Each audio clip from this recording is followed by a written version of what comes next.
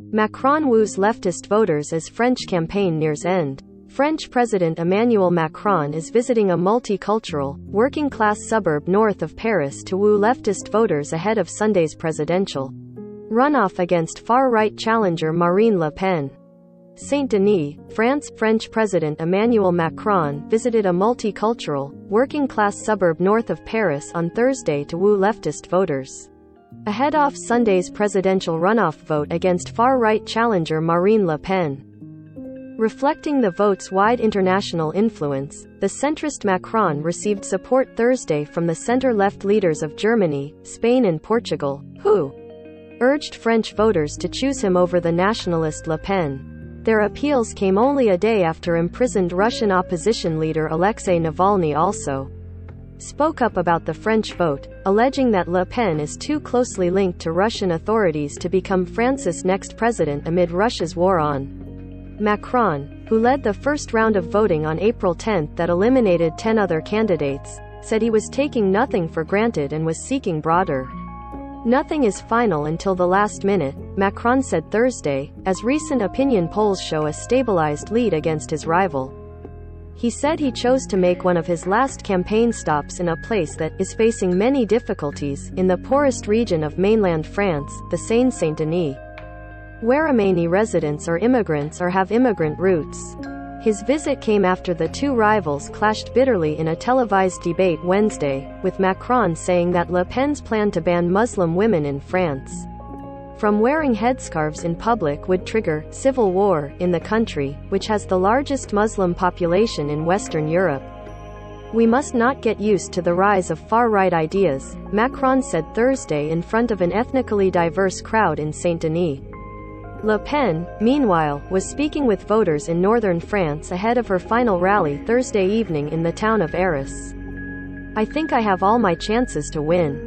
The French will mobilize to put an end to Macron's devastating first term," she said.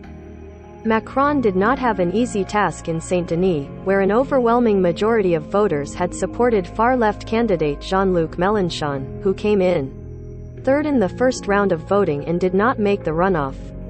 One woman told the 44-year-old leader that the presidential runoff, to her, amounting to choosing between plague and cholera. Macron answered that he was ready to change his platform to meet the needs of French voters, including of people who did not vote for me in the first round. Pierre Flement, 75-year-old leftist voter, said he will pick Macron's ballot Sunday, with no pleasure. Calling Macron the president of the rich, he said he initially planned to vote blank. But he changed his mind in face of the enormous risk that Le Pen may win. Polls show the far-right figure has significantly narrowed the gap with Macron compared to their previous face-off 5 years ago. "If I vote Macron, I hope that we can start demonstrating the following day. We will have to take to the streets because Macron's measures will be bad. But if Marine Le Pen wins, we might not even be allowed to demonstrate at all," he said. The socialist mayor of Saint-Denis, along with 14 leftist mayors and the head of the Seine-Saint-Denis region, called this week for people to back Macron in the with Marine Le Pen as president of the Republic, Seine-Saint-Denis residents will be the first victims of discrimination, they wrote, calling her platform racist and a negation of democracy. Le Pen has sought to appeal to voters struggling with surging prices amid the fallout of Russia's war in Ukraine. She says bringing down the cost of living would be her priority if elected. But she has faced scrutiny over a €9 million $9.7 million loan that her party received in 2014 from the First Czech Russian Bank in her 2017 visit to Moscow to meet with Russian President Vladimir Putin before the French presidential runoff that year. In a column published Thursday in several European newspapers, German Chancellor Olaf Scholz, Spanish Prime Minister Pedro Sánchez and Portuguese Prime Minister Antonio Costa wrote that Sunday's vote is critical for France and all and every one of us in Europe.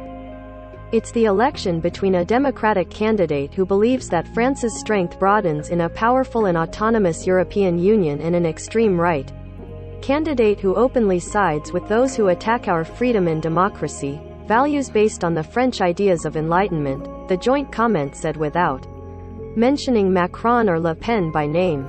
Social Democrat Scholz and Socialist Sanchez and Costa wrote that Europe is facing a change of era due to Russia's invasion of Ukraine and that populists and the extreme right are viewing Putin as an ideological and political model, replicating his chauvinist ideas.